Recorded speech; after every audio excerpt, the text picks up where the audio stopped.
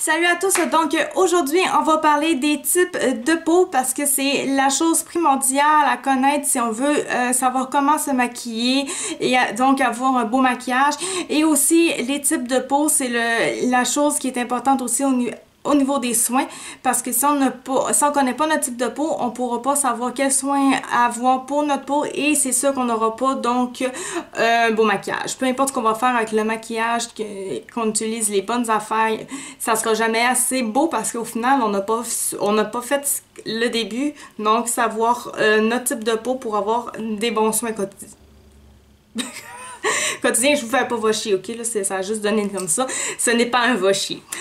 Donc, en fait, on a 5 véritables types de peau. Si on reste dans les basiques, on a donc la peau qui est normale, la peau qui est sèche, la peau qui est mixte à grasse, la peau qui est grasse et on a la peau qui est mature. Et ensuite, on a le bémol. Mais le bémol, ça va être plus à la fin de la vidéo que je vais en parler parce qu'en fait, c'est les peaux qui sont plus fragiles et tout. Mais en fait, c'est le bémol de 6e parce que ce type de peau-là, en fait, il peut être partout sur tous les autres types de peau qu'on vient de voir.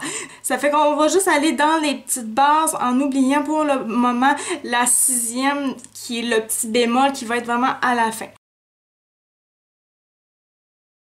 En fait, c'est la peau la moins difficile du lot parce qu'elle est déjà normale, donc on n'a pas besoin d'hydratation intense, on n'a pas besoin de rééquilibrer le pH.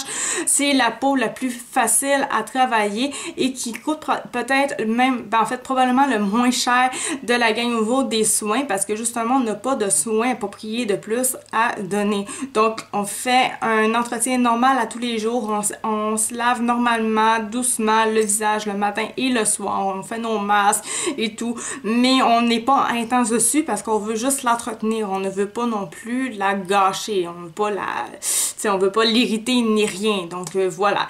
Donc une petite affaire de douceur, on continue tous les jours et ça va super bien. Au niveau du maquillage, c'est la chose la moins difficile à travailler étant donné qu'il n'y a rien à travailler vraiment, donc une peau normale, ça peut être même pas besoin d'avoir une grosse couvrance au niveau du fond de teint, une petite bébé crème, ça peut suffire amplement. Donc voilà, c'est en fait, vous êtes chanceux, vous avez vraiment le type de peau que toutes les autres personnes voudraient avoir. Donc profitez-en, prenez-en bien soin et ça va être parfait.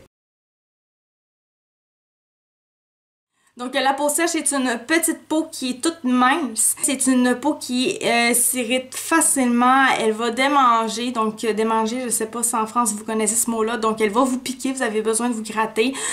C'est une peau qu'il faut protéger à ce niveau-là. Donc il faut l'hydrater pour la protéger, c'est la seule façon de faire. Hydratez-la au maximum et ça va vraiment vous aider. Il existe plein d'affaires, autant en soins qu'en maquillage. Il existe plein de produits justement pour vous hydrater, mais hydratez-vous. C'est la recette miracle. Donc maintenant, je vais tout de suite passer à la peau qui est grasse.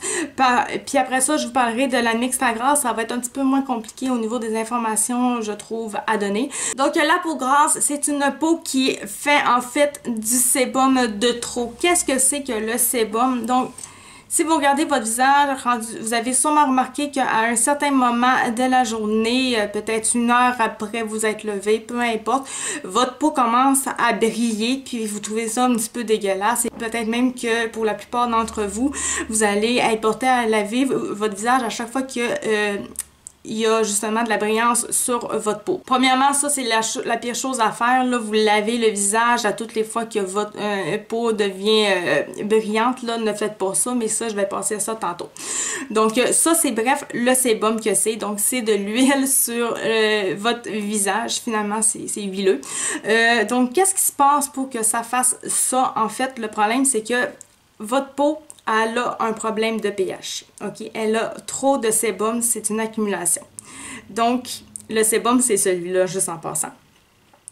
Donc, il faut essayer de régulariser le pH de votre peau pour que finalement, votre sébum devienne plus bas. Comment est-ce qu'on fait pour régulariser le tout? En fait, il y a sur le marché des produits qui sont vraiment faits pour essayer d'avoir le sébum un petit peu moins intense.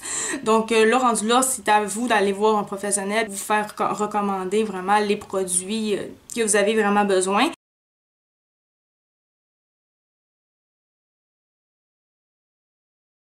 Par contre, une chose que la plupart qui ont la peau grasse font, c'est qu'ils vont arrêter d'hydrater leur peau parce que dans leur tête, elle est déjà assez hydratée de même. Écoute, elle en coule la face tellement qu'elle est bien hydratée. C'est le contraire. C'est juste du sébum au final. Ce n'est pas de l'eau, c'est pas de l'hydratation, c'est du sébum. Ce n'est pas pantoute la même affaire. Donc oui, votre peau, elle a quand même besoin d'hydratation. Faut l'hydrater.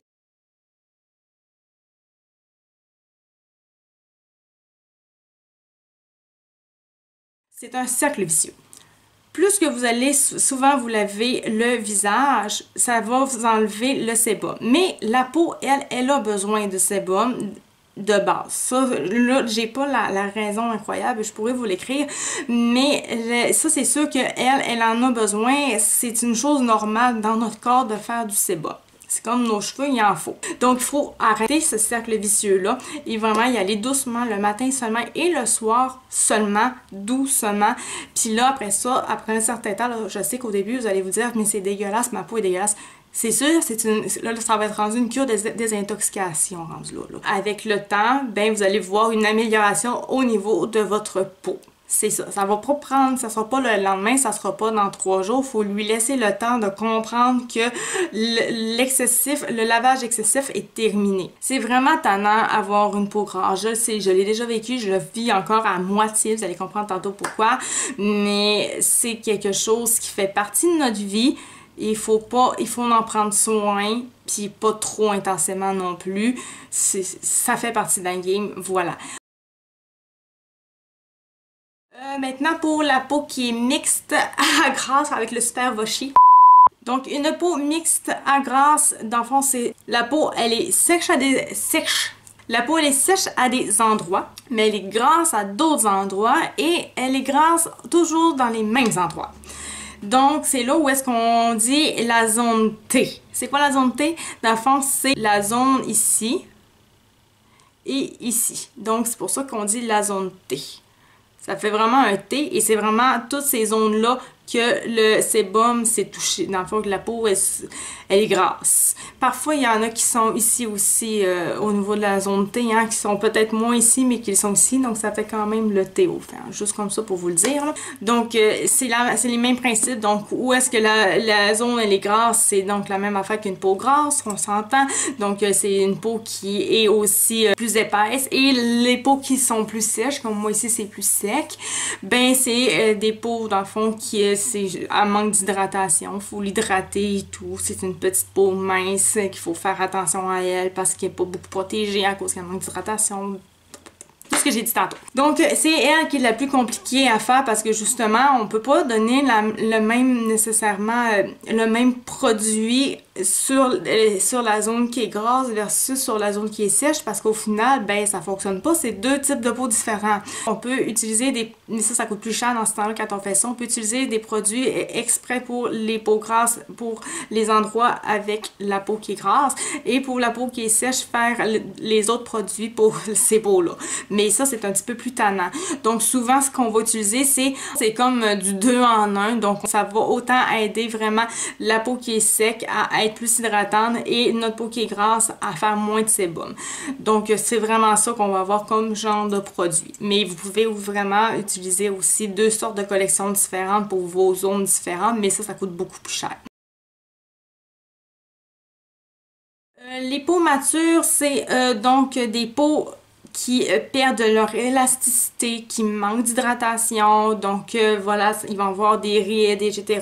Des produits de soins pour hydrater et il existe vraiment des produits, c'est plus cher ces produits-là parce que c'est vraiment pour des combleurs de rides. C'est vraiment fait pour que vous ayez plus de ténacité au niveau de votre peau. Donc une peau mature, qu'est-ce qu'il faut utiliser pour ça au niveau du maquillage? C'est des fonds de teint qui sont liquides, sont très très très appréciés parce que des fonds de teint liquides, ils vont faire plus naturel. Des bases et des fonds de teint qui sont vraiment faites pour votre type de peau, vraiment aider à resserrer la peau et tout. Donc, si vous avez une peau qui est justement fragile, qui fait des boutons et etc., il y a des produits qui se vendent pour ça. Donc, exemple, l'exfoliation. Ben, vous allez prendre plus un gommage que l'exfoliation parce que quand on exfolie notre visage, ça va agresser notre peau, donc il faut faire attention. Il ne faut pas prendre des produits comme des fois plus des produits comme le charbon, des affaires comme ça va être tannant pour notre peau. Donc prendre des produits qui sont doux. Faut aller dans les affaires dermatologiques, là, c'est vraiment pas un choix rendu là. Faut juste se laver le matin et le soir, bien hydrater notre peau, ça continue, mais pour le reste, faut voir avec un dermatologue, peut-être ça peut être aidant. Et puis au niveau du maquillage, ben encore une fois, faut faire attention parce qu'il y en a qui vont avoir des réactions, que ce soit des boutons ou autres, donc faut faire attention. Faut tester nos affaires et c'est tout. On peut très bien travailler ça en maquillage, ça se dissimule et tout. Vous allez le voir tantôt, vous voyez mon visage. Écoute, là, mon visage, là, il y a plein d'imperfections. J'ai de la coupe rose, rosacée, peu importe. J'en ai là, j'ai des cicatrices de boutons, j'ai des boutons qui me sortent aussi. J'ai tout ce que j'ai à avoir. Puis pourtant, avec toutes ces peaux sensibles-là que j'ai, ben j'arrive à très bien me maquiller quand même sans problème. Mais comme je vous dis, c'est d'utiliser des produits non nocifs pour nous. Vraiment, c'est très important. Tester les produits. Voilà. Peu importe tout type de peau confondu et tout âge confondu, on est mieux de mettre notre crème comme ça, notre crème de jour, toujours comme ça, et d'envoyer vers le haut la crème. Au niveau du maquillage, j'ai plus de difficultés à faire, je le fais pas très souvent, mais quand je fais mes soins par contre, je le fais très bien. Je vais vraiment essayer de remonter ma peau parce que justement en vieillissant, la peau elle perd de l'élasticité et elle s'en va vers le bas. Donc, il faut aller vers le haut. Et pour le cou aussi, parce que le cou, c'est une des premières places touchées en vieillissant. Donc, sur ça, je vous laisse. On va se voir pour la prochaine vidéo qui parle pour, dans le fond, c'est les pinceaux. Donc, à tout de suite!